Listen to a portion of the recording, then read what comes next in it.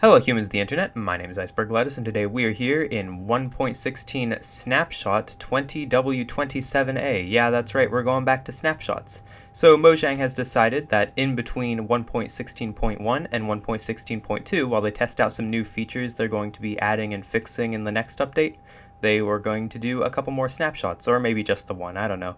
Either way, we are here in 20W27A, and we're going to look at everything that has been changed and actually added. Let's go.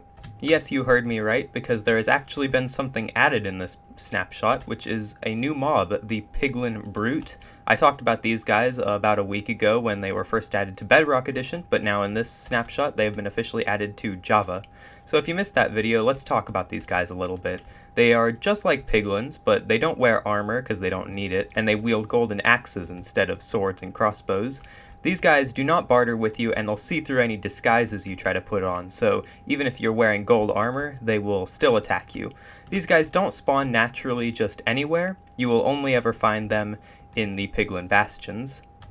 Now usually I just show off the additions and don't really test them or anything like that, but I kind of want to see what happens if we introduce a Piglin Brute into the overworld. Let's see, is he going to turn into just a regular zombified piglin, or will he be a special new type of zombified piglin? And just wait for it, just give it a second. Oh, okay.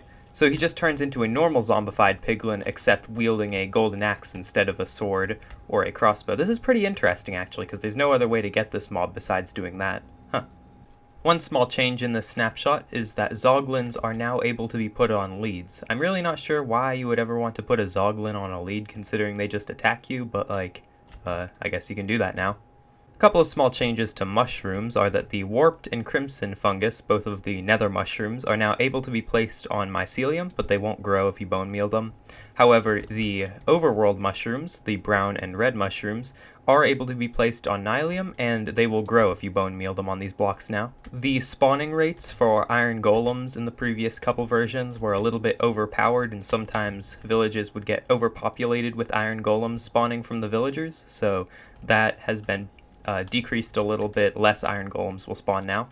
In previous versions, trying to ride a strider and logging off while you were on that strider on top of lava would lead to issues when you logged back on, where you would catch on fire despite the fact that you were on a strider, which, you know, shouldn't happen. You shouldn't catch on fire, so that supposedly has been fixed, so now you should be able to safely log off on top of a strider on lava and not worry about catching fire when you come back.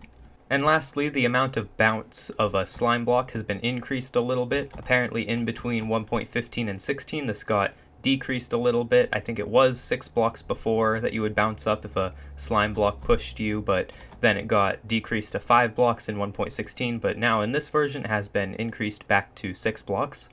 So that's just about everything in the snapshot. I hope you all enjoyed watching, and see you next time everybody. Bye!